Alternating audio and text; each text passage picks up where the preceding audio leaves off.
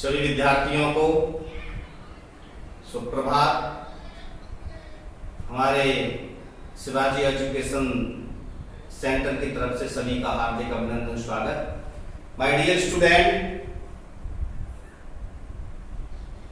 12th lesson के first lesson में reproduction in organism का आप फर्स्ट पार्ट देख चुके होंगे। आज हम आपको सेकेंड पार्ट यानी पार्ट 1 में जहां पर हमने आपको पढ़ाया था उसी के आगे हम आज आपको पढ़ाएंगे। तो डियर स्टूडेंट्स, चैनल को सब्सक्राइब और लाइक करना ना भूलें। आइए reproduction in organism second part. Dear students, first part में असेक्सुअल रिप्रोडक्शन के टाइप हम पढ़ रहे थे, जिसमें फिजन और बडिंग प्रोसेस को पढ़ लिया था। आज हम असेक्सुअल रिप्रोडक्शन की कुछ और टाइप्स देखते हैं। तो डियर स्टूडेंट्स, असेक्सुअल रिप्रोडक्शन का एक टाइप स्पोर फॉर्मेशन भी होता है, जिसको कहते हैं बीजाणु निर्माण। एक टाइप होता है फ्रेगमेंटेशन, जिसको कहते हैं विखंडन, और एक होता है वेजिटेटिव रिप्रोडक्शन और प्रोपोगेशन। कायिक जनन या कायिक प्रवर्धन। डियर स्टूडेंट्स, ये टॉपिक असेक्सुअल रिप्रोडक्शन का बहुत ही इंपॉर्टेंट टॉपिक है। UP board, CBSE board and all competitions. My dear students, first of all start spore formation. तो डियर स्टूडेंट, स्पोर फॉर्मेशन भी असेक्सुअल टाइप का एक रिप्रोडक्शन है।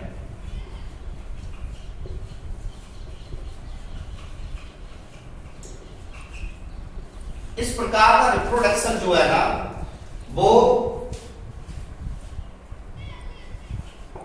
Fungi, algae and lower plants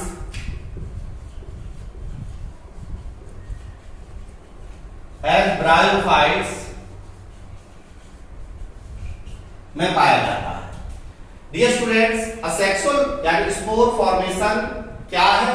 तो आप कहेंगे असेक्सुअल रिप्रोडक्शन है। यह reproduction fungi, alga, lower plants जैसे ब्रायोफाइट्स में पाया जाता है।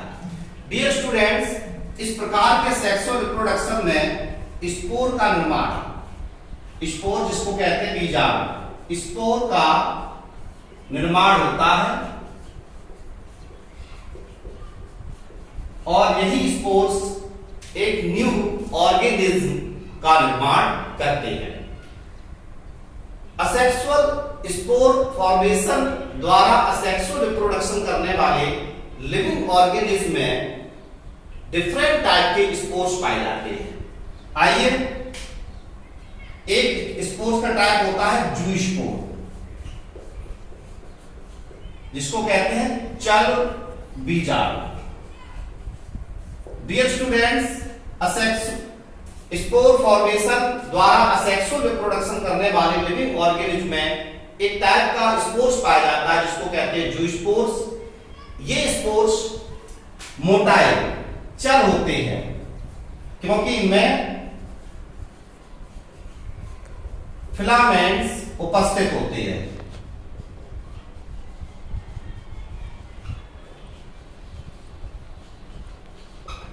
इस प्रकार के जो जूस्पोर्स हैं वो फाइटोप्थेरा, एल्ब्यूगो, क्लेमाइडोमोनास में पाए जाते हैं। For example clay माइडोमोनास।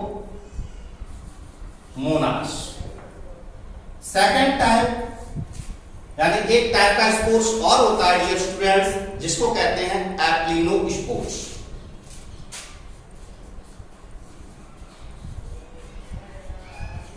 जिसको कहते हैं अचल बीजाणु। डियर स्टूडेंट, ये इस प्रकार के स्पोर्स होते हैं जो नॉन मोटाइल अचल होते हैं।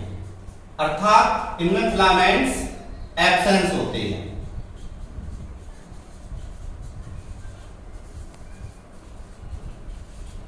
इस प्रकार के स्पोर्स म्यूकस एंड राइजोपस में पाए जाते हैं।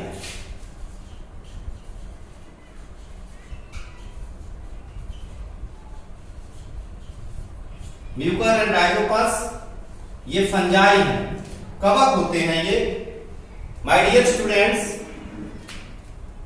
एक स्पोर्स और होते हैं जिनको कहते हैं कोनिडिया। आप एक मिनट इसका स्क्रीनशॉट लेकर के नोट कर लेना।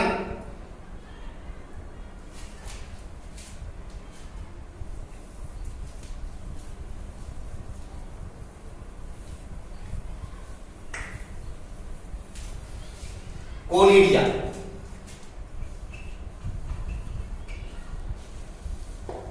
कोनिडिया नॉन मोटाइल स्पोर्स, ये भी नॉन मोटाइल स्पोर्स होते हैं।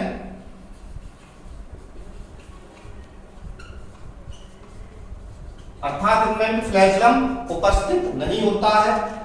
और कोनिडिया जिस फंजाई में फंजाई की सेल्स में उत्पन्न होते हैं उनको कोनिडियो फोर्स कहते हैं। तो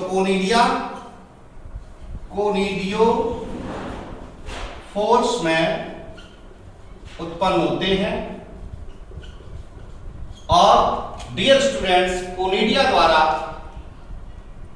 जो असेक्सुअल रिप्रोडक्शन होता है वो पेंसिलियम और एस्परजिलस में होता है।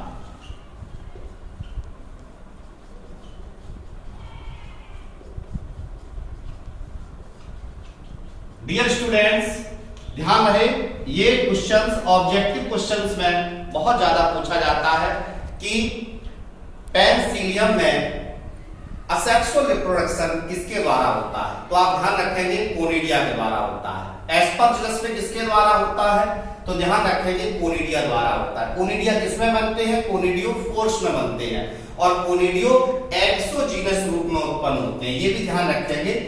एक्सोजीनस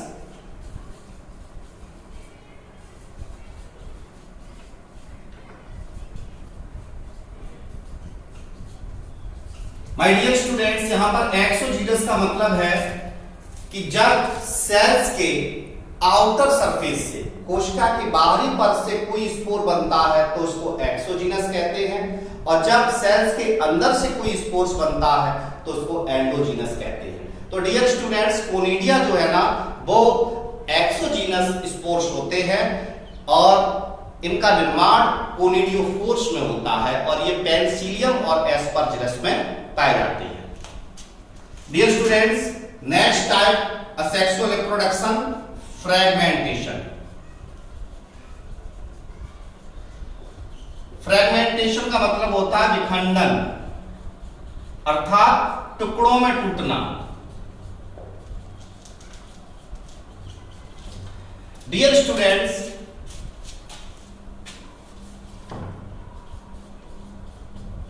टुकड़ों में टूटना। तो फ्रेगमेंटेशन टाइप का असेक्सुअल रिप्रोडक्शन फिलामेंटस एल्गी में पाया जाता है। ऐसे एल्गा जिनका थैलस फिलामेंटस होता है।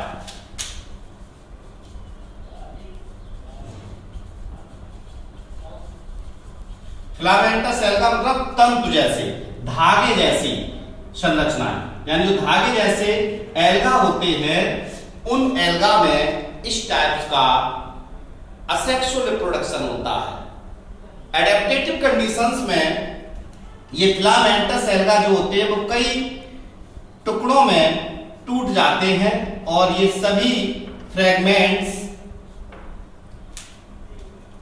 एडेप्टेटिव कंडीशंस में फूड मटेरियल्स को एब्जॉर्ब करके न्यू फिलामेंट्स का निर्माण करते हैं। डियर स्टूडेंट्स, आप इसका स्क्रीनशॉट ले सकते हैं।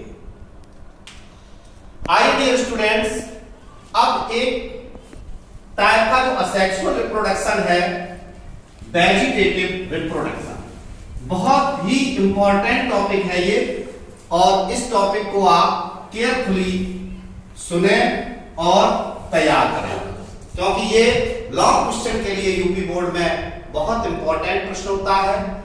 शॉर्ट क्वेश्चंस में भी पूछा जाता है और वेरी शॉर्ट टाइप क्वेश्चंस भी इससे मिल जाते हैं और मल्टीपल क्वेश्चंस भी इसमें मिलते हैं। आइए dear students, vegetative reproduction.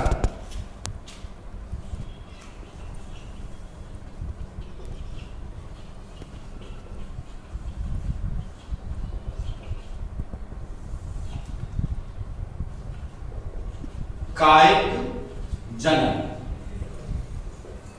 Dear students, मैंने फर्स्ट वीडियो में बताया होगा कि असेक्सुअल रिप्रोडक्शन जो है ना वो बहुत ही लोअर ऑर्गेनिज्म, निम्न स्तर के जीवों में पाया जाता है, लेकिन वेजिटेटिव प्रोपोगेशन या रिप्रोडक्शन एक ऐसा असेक्सुअल रिप्रोडक्शन है जो हायर प्लांट्स में पाया जाता है। डियर स्टूडेंट्स, तो vegetative reproduction A type of asexual reproduction, ये असेक्सुअल रिप्रोडक्शन का एक टाइप है। इस प्रकार के सेक्सुअल रिप्रोडक्शन में प्लांट्स के वेजिटेटिव पार्ट्स ऑफ प्लांट्स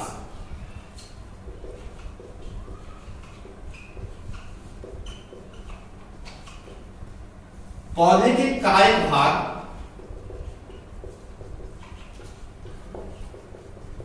जैसे जड़, तना, पत्ती, रूट, स्टेम, लीव्स, पत्र प्रकलिकाएं, बुलबिल्स।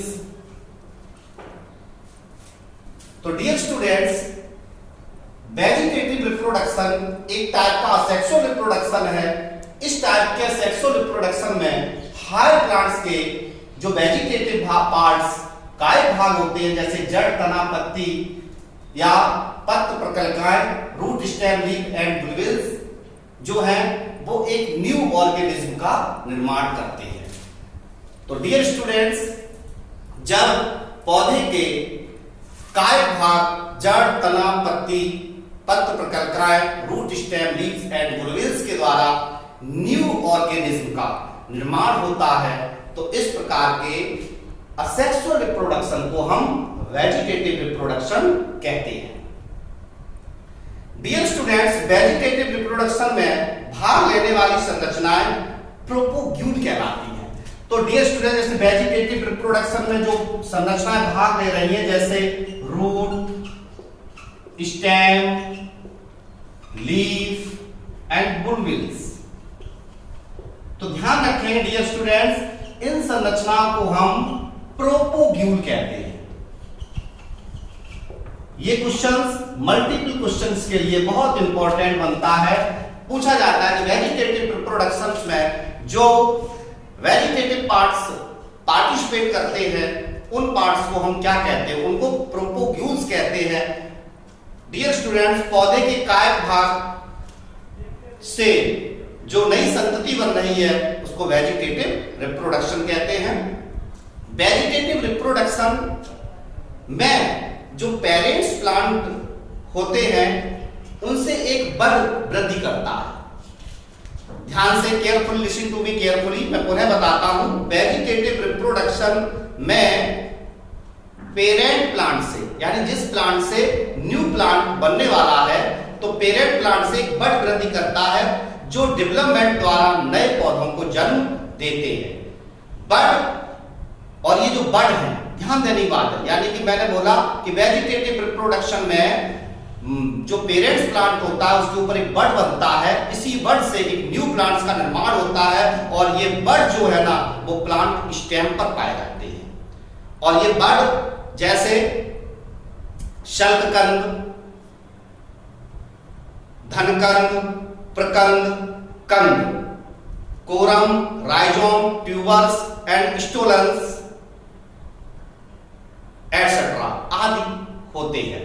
डियर स्टूडेंट्स, जितने भी ये वर्ड्स हैं जो भी मैंने बोला था, ट्यूबर्स, राइजोम्स,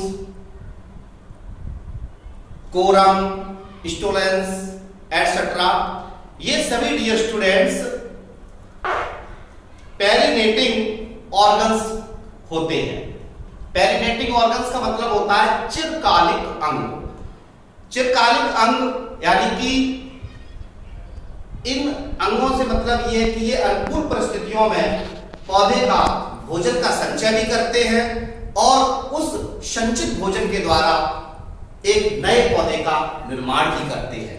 तो माय डियर स्टूडेंट्स, ये पोर्शन भी बहुत इंपॉर्टेंट है। जो प्रोपोग्यूल्स होते हैं जैसे rhizome, corm, tubers, stolons, dear students, ये पेरिनेटिंग ऑर्गन्स भी कहलाते हैं। पेरिनेटिंग ऑर्गन्स, और पेरिनेटिंग ऑर्गन्स का मतलब होता है ये स्टोरेज ऑफ फूड, ये भोजन का संचय करते हैं और एडेप्टेटिव कंडीशंस में न्यू प्लांट्स का निर्माण करते हैं। तो डियर स्टूडेंट्स, ये कंडीशन वेजिटेटिव रिप्रोडक्शन कहलाती है। आइए dear students, types of vegetative reproductions.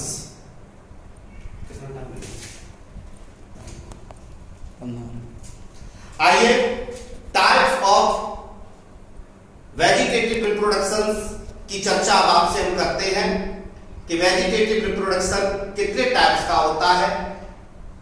Dear students, इसके लिए हम आपको रिप्रोडक्शन इन लिविंग ऑर्गेनिज्म का थर्ड पार्ट प्रस्तुत करेंगे। Thank you. चैनल को सब्सक्राइब करना ना भूलें।